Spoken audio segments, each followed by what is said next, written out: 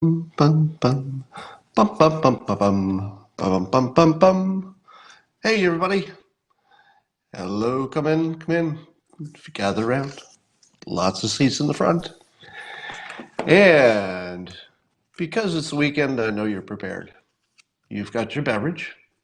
You're waiting for me to give the signal for the simultaneous sip. The best sip of the day. The, the dopamine hit that you're going to love.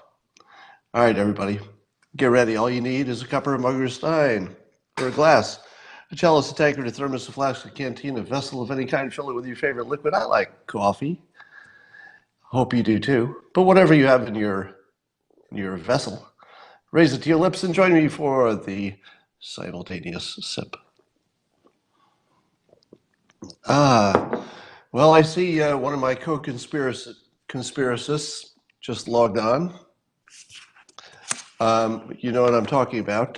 It was revealed today, and I feel quite embarrassed about this, that, and even I didn't know this until today, but I learned on social media today that apparently I'm a George Soros puppet, and I'm taking funding for him in my clever scheme to data mine people who are on Twitter and possibly make money by giving money away. I don't know how any of that makes sense, but that's what Twitter is telling me today. So a number of people who have been under the Q, well, I guess they crawled out of the Q sewer to attack me and attack Bill Pulte for trying to give away money. Now, it makes you wonder, is there anything that people can't find something to complain about? Literally, rich guy tries to give away his money and tries to do it in a way that encourages other rich people to give away their money to people in need. That's what's happening.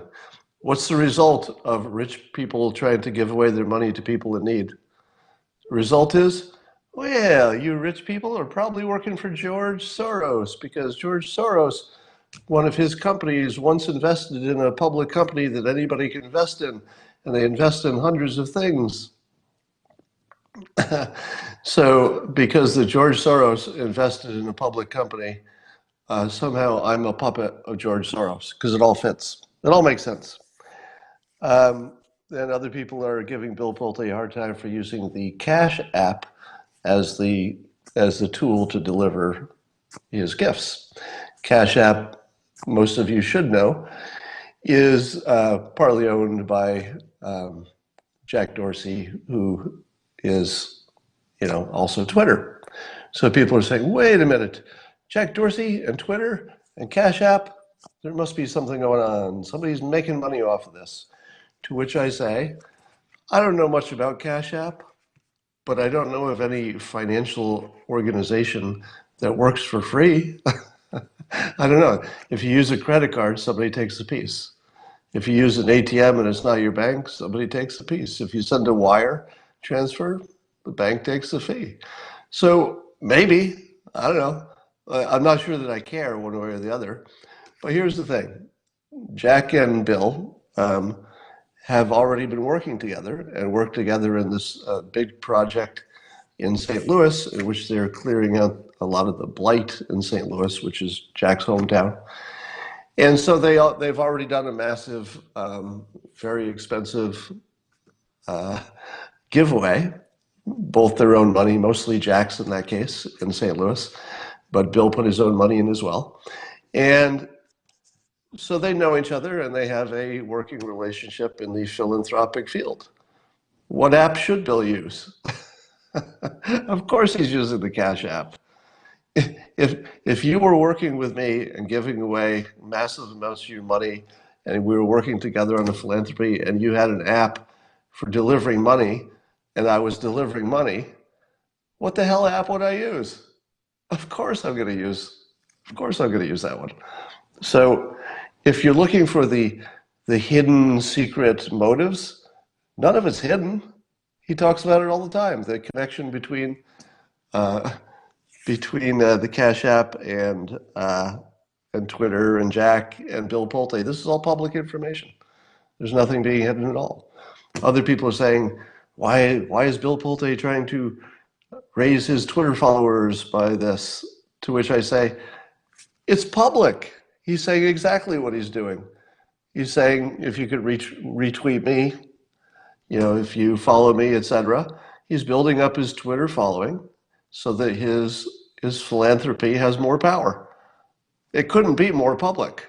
It would be impossible for him to be more transparent than that. So anyway, the Q conspiracy nuts have all come out to attack anybody associated in any way with this. And it's just crazy time. Let's talk about Senator Kamala Harris. By now, you've all seen the news that she was giving her stump speech, and one of the people in the audience referred to President Trump using the R word, the RETARD word. And did Kamala Harris chastise him and say, don't use that word? She did not. She laughed and said, what was her exact tweet? She said, well said, well said, when he referred to the president as, quote, mentally RETARDED. Now, the first thing I'd like to say is, I don't believe there's a human being on earth who doesn't use that word privately. Am I right?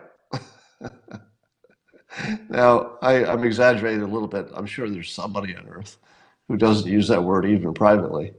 But privately, everybody uses that word, period. Just everybody. Maybe 99.9, but basically everybody uses that word privately. Now, is it a problem to use it privately? I would argue no. Because when you're using it privately and you know who you're talking to, you know they're not going to be offended, and it's not meant to be cruel. You don't have any bad intentions, and you're talking to somebody you know will understand that.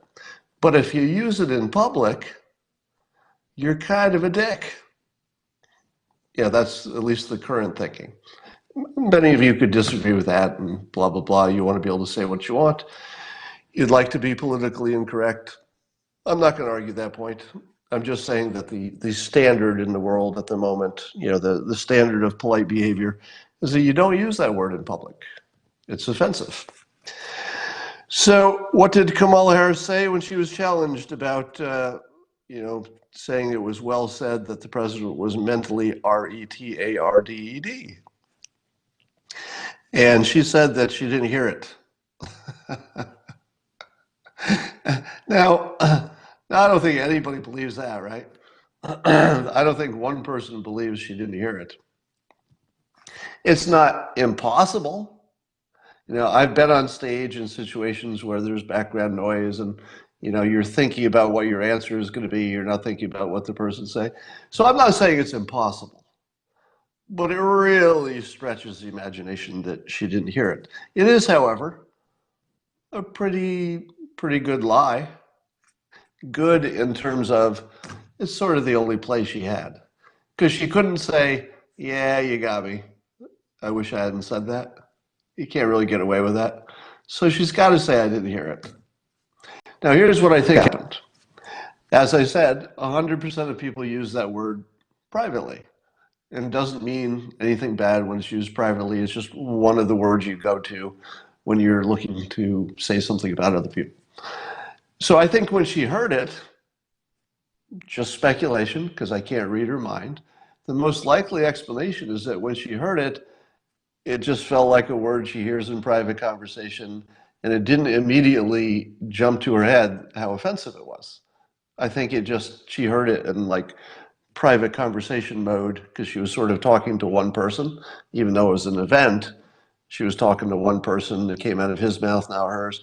I think it was just a bad moment for her. She didn't catch it. She's just not good on her feet. She's just not good in situations. She's good when she's prepared, but she's not good in spontaneous situations the way Trump is.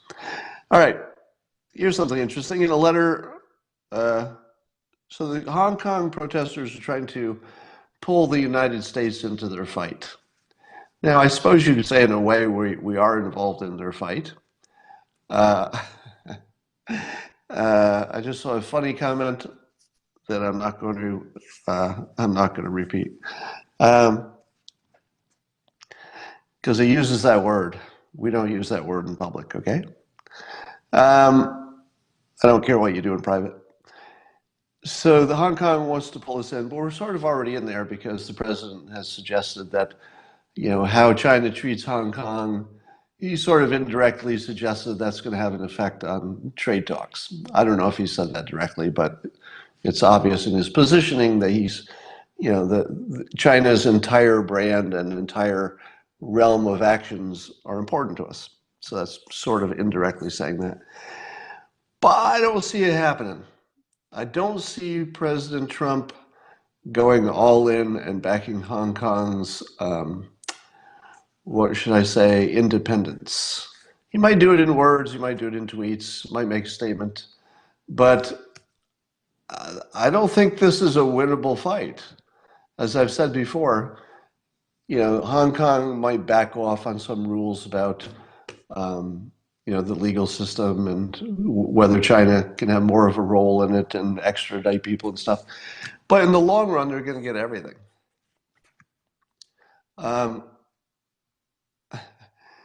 Admits Pultesaurus connected, then blocked me. Well, I'm going to block you for bringing that up.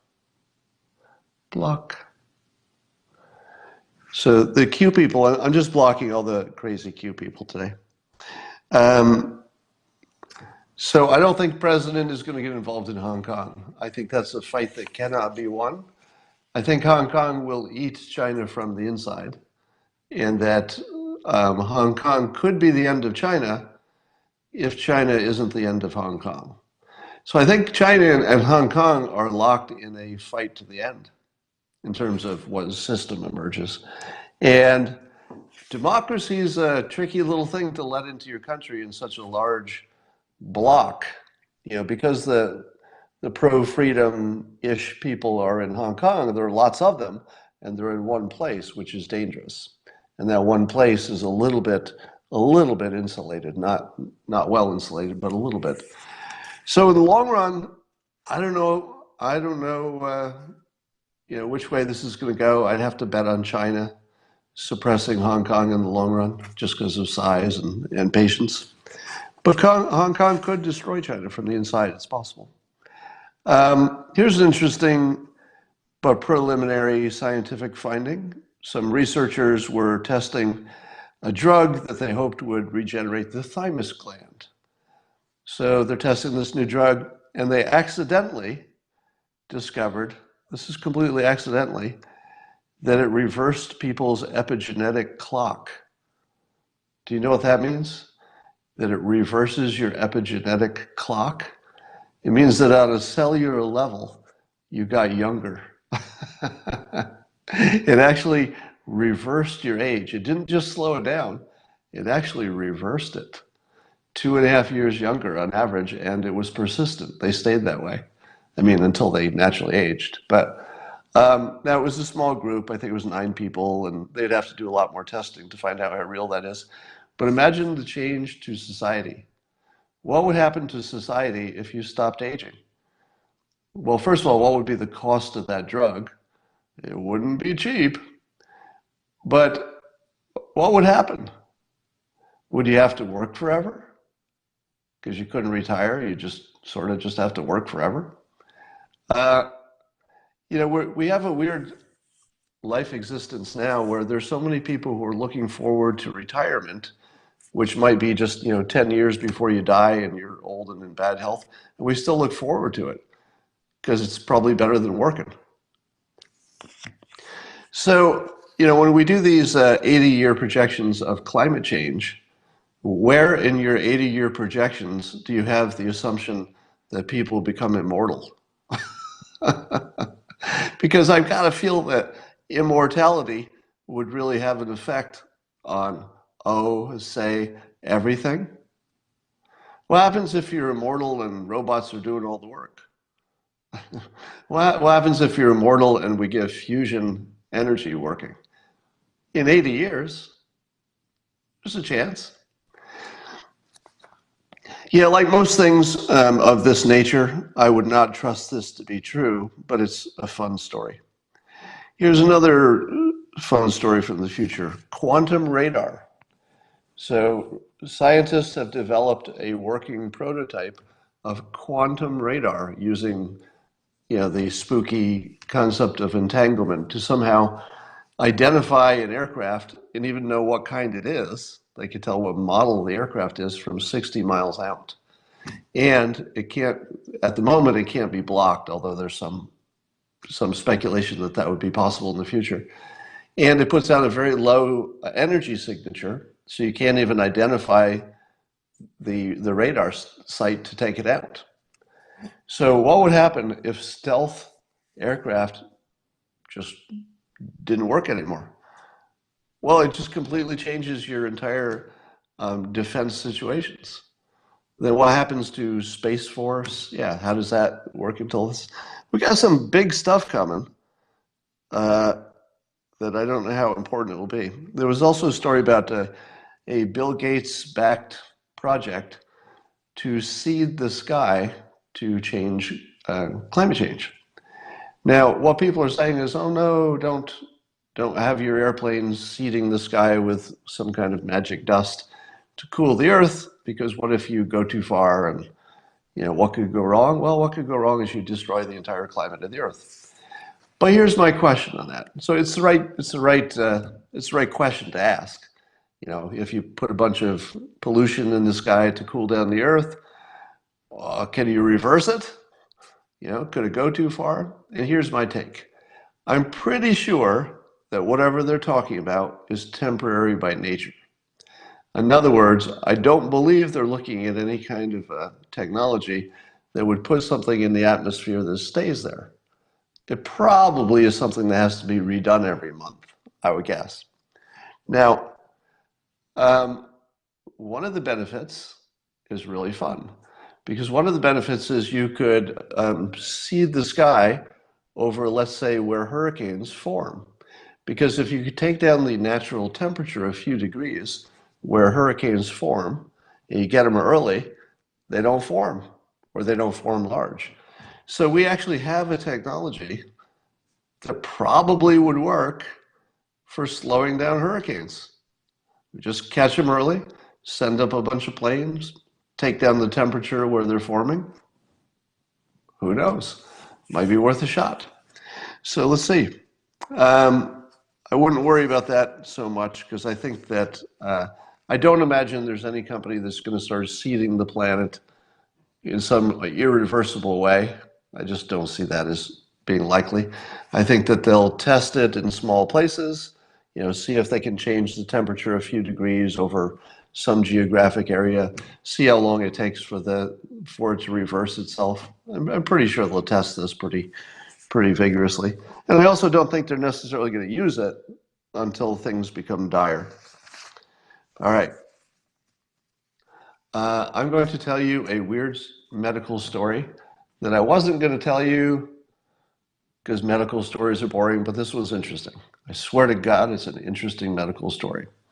So you might know, if you've listened to me long enough, I have a bunch of weird medical issues, I guess, that turned out to be more related than I thought. Number one, I was losing my hearing, and quite dramatically in the last few months. And quite badly, I was losing my hearing. It was down about, 30 to 50%. And I also have permanent allergies, but only on one side. So I only have an allergy on this nostril. It's there all the time, but I don't have any allergies on this nostril, ever. What's up with that? Right? I also lost my ability to smell. I don't know, maybe 12 years ago, I lost my ability to smell anything. I can't smell anything. Now, I don't have a deviated septum. I actually had a septoplasty years ago and corrected it. I was born with one, but I don't have one now. So I go to my doctor, and I had what I thought was an ear infection affecting my hearing. And doctor says, oh, definitely ear infection. Here's some meds. So meds didn't work. So I went back to a second doctor because mine was off that day. Second medical doctor says, yes, looks like ear infection. we'll give you different meds for the ear infection. It's not wax. I'd removed all my earwax. It wasn't that. But I was still about half deaf, and I couldn't smell, and I had an allergy on one side. What's up with all that, right? So my second doctor sent me to an ENT, and she sticks a scope up my nose, and she says, "You've got all these polyps in there." Polyps? Yeah, POLYP. They're benign, so they don't, they're not lethal or anything. But there's some inner canal in my sinuses that connects your ear to your nasal sinuses that was filled with polyps. And the polyps had closed that little channel, which caused my ear infections. It caused my perpetual allergies on one side, and it might be the cause of my not being able to smell. And it might be part of why, yeah, my eustachian tube, that is correct. Polyps in my eustachian tube. And if I had not gone to the ENT, neither of my general practitioners saw that as even an option. But the ENT wouldn't have known it either, because you can only see it if you stick the scope pretty far up into your head through your nose. So here's the thing. There are meds you can take that will shrink them. And I started taking those meds, this week, and almost immediately my hearing started to return. I forgot my dose last night, and I'm deaf in this ear again. So I know that the meds are working just because I forgot one dose, and it already reversed just in half a day. So I don't know how fixable it is, or in the long run if it's fixable. But I will tell you this: I'm taking this prednisone. Somebody asked me about steroids in the question. Yeah, prednisone is a kind of a steroid, and man, are steroids awesome! I can see why people do steroids illegally, because I've never had so much energy. I just got so much done in the last few days because of the stupid prednisone. It's just like great. My workouts are amazing. Prednisone makes you eat. I think it might, because I ate like a pig yesterday. But it seems to be working.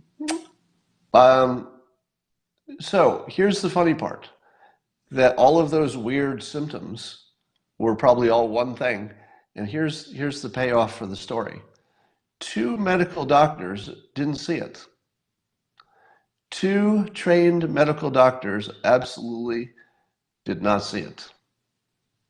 And and I had to go to the next level up doctor who had a scope and had seen this very problem before and knew all about it. Now here's the weird payoff to the story. The weird payoff to the story is when people say that 97% of scientists agree with climate change, are those scientists like the 2 general practitioners who did not know that I had polyps in my eustachian tubes? Or are 97% of those scientists who back climate change, are they more like the ENT who actually knew exactly what was going on? Because they're all called experts. And 2 out of 3 of the experts that dealt with my ear problem completely missed it. Now, to be fair, both of the doctors are excellent doctors, and they did exactly what they're supposed to do. So this is not, don't interpret this as any kind of a criticism of the general practitioners. The way the system works is that they treat the obvious thing first, as long as it's not going to hurt you to treat it. So they do the obvious cheap thing first, and if it doesn't work, then they take it up the chain to the next expert, which is what they did.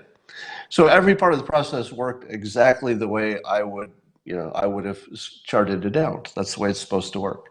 You don't expect the general practitioner to know everything the specialist does. That said, what does it mean? What does it mean when 97% of scientists say climate change is, a calamitous problem? I would think that most scientists who are working in climate change are more like a general practitioner, meaning that they do not specialize in, let's say, reading temperatures from land thermometers. They do not focus on satellites, right? Some of them do, but I would expect most of the scientists are general practitioners.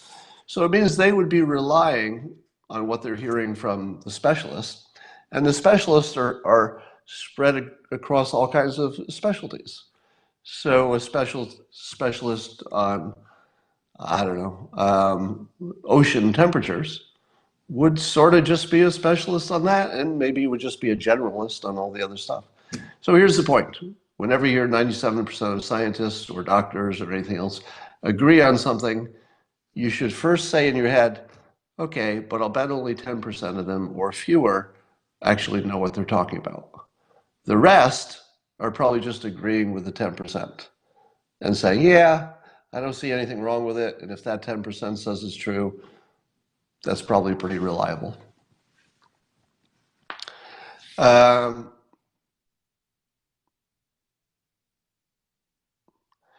Yeah, the 97% do include the deniers. That is correct. So it's a bogus number all the way. But whatever that number was, or however it came about, just remember, most of those people are not experts. They're generalists. So there seems to be some kind of media conspiracy to keep Andrew Yang out of the news. You saw a few mentions of that. He wasn't even listed as being eligible for the next debate, even though he's up to 3%, so he's beating most people. And let me put that in perspective. Let me put it in perspective.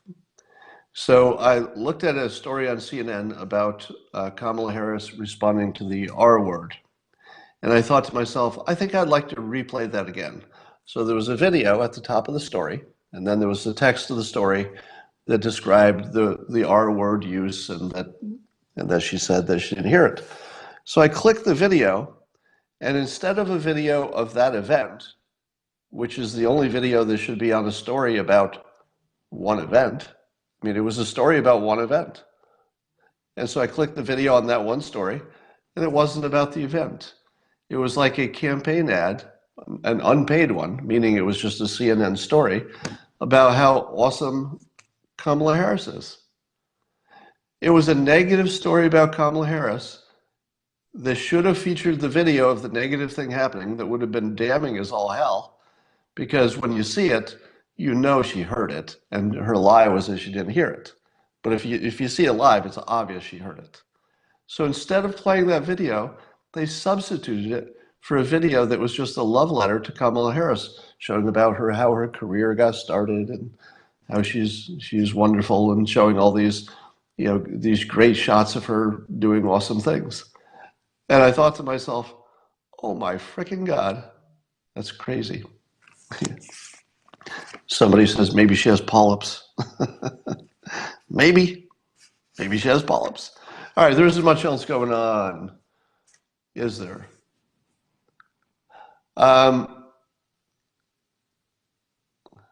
Why do you still watch the fake news? Well, I know why I do it, because I talk about it. So it's become sort of part of my job now. By the way, my book, Loser Think, is going to the printing presses pretty soon. We'll be out on November 5th. The early reviewers are liking it a lot. So I think you're going to like it too. You know, when you're a book author, it's one of the scariest times is between the time you finish your book and the time the first people who are not your publisher are reading it. And until you hear the first people's comments, whether they like it or not, it's really kind of a nervous time, because you don't want people to say, hey, I read your book. And then you think, and did you like it? But the people reading it seem to like it a lot, so I'm pretty happy about that.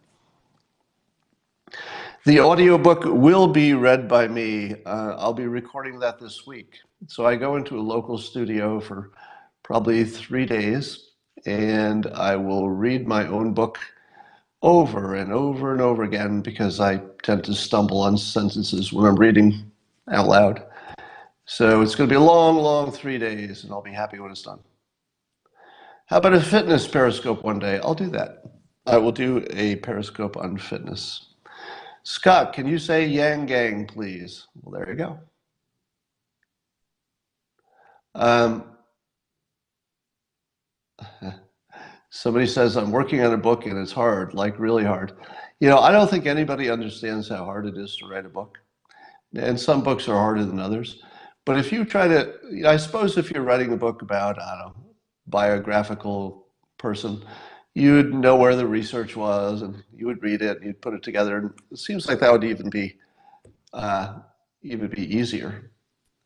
But writing a book which is full of largely unique ideas and humor is a really tough thing. Oh, yeah. So President Trump canceled his meeting that we didn't know was going to happen with the Taliban and the Afghan government because the Taliban took credit for blowing something up at the same time they were trying to negotiate a peace. I wasn't entirely sure that the president should have canceled that because he does have a brand where he'll talk to anybody, even the bad guys. So if that's your brand, they didn't. It's not like the Taliban suddenly became bad that week, and I can see why maybe they would pull back on it just because it's personally insulting to blow something up while you're on the way to a peace talk.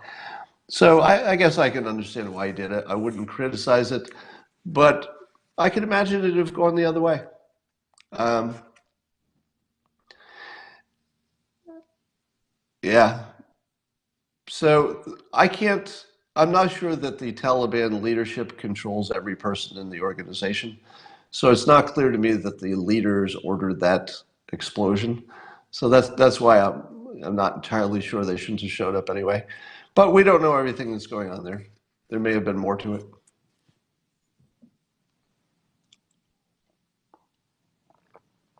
Um, Mark Sanford announced he's running against Trump as a Republican. Good luck with that.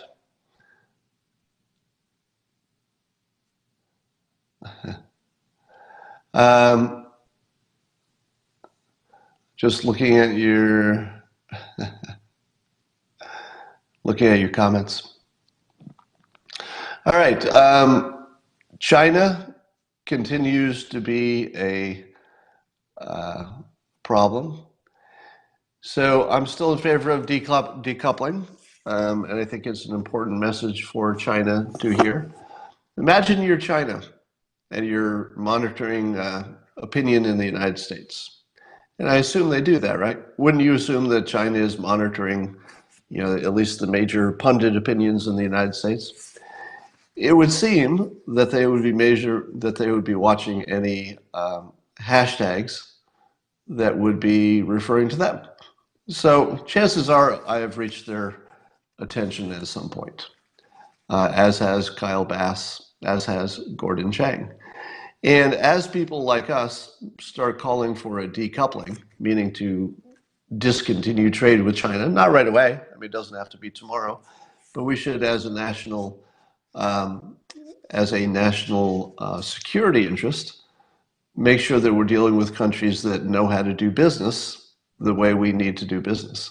And China doesn't do business in a way that could be internationally acceptable. It's not honorable, it's not honest, and it doesn't work in the realm of business because you need a certain amount of trust to have a commercial enterprise. So I want to make sure that they know that there's some people that others are listening to who are saying decoupling has to be on the table. And decoupling would probably be a big disaster for China and probably wouldn't make much difference to us. In the long run, we'd probably get products that are cheaper to ship because it would end up being produced closer to home. Somebody says that meeting with Taliban leadership was probably secret to most Taliban. That's probably true, right? So the Taliban themselves probably did not know that there was a peace talk going on. So I doubt there was ever any communication between the leader who was going to the peace plan or the peace meeting and whoever the idiot was who blew up the thing. So it was probably a separation of communication there. Yeah, other people are saying it's too close to 9/11 anniversary. You know, I honestly think that's the stuff we shouldn't care about. I get it. I get it. But what would be a better way to honor the dead than to be working hard at trying to make sure the situation didn't happen again? I don't know. I don't think we should be bothered by things that are so just image wise. I would be bothered if it mattered to the outcome, but I don't think it does.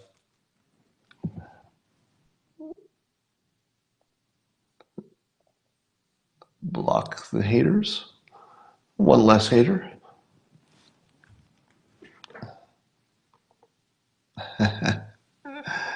Um, where is the slaughter meter? Slaughter meter's at 100%. Right now, there's nobody in the mix who seems to be competitive. I think that Warren has taken herself out of the mix with her anti-nuclear stance because she's in a ridiculous situation where her biggest priority, climate change, she's not doing the only thing that you could do to address it. And even people on the left, even people she's running with or against on the Democrat side, Cory Booker, Andrew Yang, the people who have actually looked into it. If two of the smartest people in your group, literally the smartest, if you're going to measure your IQ, Cory Booker is going to be like right at the top. He's like, was he a Rhodes Scholar or something? I mean, Cory Booker is seriously smart. Andrew Yang, seriously smart. I mean, these are really smart people. If they're saying nuclear has to be part of the deal, and Warren is not, she doesn't even have her own team on her side. And the ones that disagree with her, unfortunately, are the ones who looked into it, right? It would be one thing if the people who disagreed with her were partisans or they were idiots or they hadn't looked into it, etc. Joe Biden, don't you imagine Joe Biden hasn't really looked into it, right? And when was the last time Joe Biden got a detailed update on nuclear power? I mean, I'm sure he's been updated lots of times in the past, but probably not recently. So it would be one thing if Biden disagreed with you. That wouldn't mean as much. But if you're two unambiguously smartest, young, most tapped in members of your own team are saying you're freaking crazy because you can't do it without nuclear, she doesn't have anything. It's her biggest thing and she has nothing. So that's bad. We hear today that she's getting advice from Hillary Clinton. I think that story is overdone, meaning that my guess is that any association between Warren and Hillary Clinton is probably minor. And I do believe that if I were to guess, I would imagine that Hillary wants either Harris or Warren to win, probably, just a guess. And it does seem like Warren is sort of an improved version of Hillary. Like if you started with Hillary and you could remove all of her scandals, what would you have? You'd have Elizabeth Warren, right? So I like to do this experiment. I did this with Biden and Trump. If you start with Trump and you remove from Trump everything that makes him good and interesting, what would you have left? All the things that made him funny, interesting, everything that gives him charisma, everything that makes him powerful and effective. If you took all of that away from him, you'd have Joe Biden, right? And just think about it. Everything interesting just taken away from Trump, that you have Biden. Now start with Hillary Clinton and remove everything from her that's a scandal. All all the assumptions about the Clinton Foundation, the alleged dead bodies, which I don't believe, but all the things that people say about Hillary Clinton. If you remove all of that from Hillary Clinton, what's left? It's Elizabeth Warren, right? She's basically clean Hillary. Sure, you got the Pocahontas thing, but that's just silliness. I mean, at worst, it looks like an honest mistake, at worst, and a small one at that. So the Pocahontas thing isn't going to be enough to take her down. And it will seem so overplayed and nothing by the time election day that nobody's going to care about it. But now I have to wonder if those who have helped Hillary Clinton will be helping Elizabeth Warren. Now, we've heard that Harris was getting some of the old Hillary Clinton advisors, so there might be somewhat of a split there. But I'm going to be paying attention to see if Elizabeth Warren's persuasion game suddenly goes up. Because that happened with Hillary, and I speculated that it's because she got a good advisor who I called Godzilla, the Godzilla of persuasion. Now, if the Godzilla of persuasion, or somebody that he trained, gets associated with Warren, you should expect to see her persuasion game go through the roof and somewhat instantly. So if you see an instant change in her persuasion, it means she's got an advisor, and it's going to be a good one if it happens. All right, I don't have much else to say today, so I am going to go, and I will talk to you all later.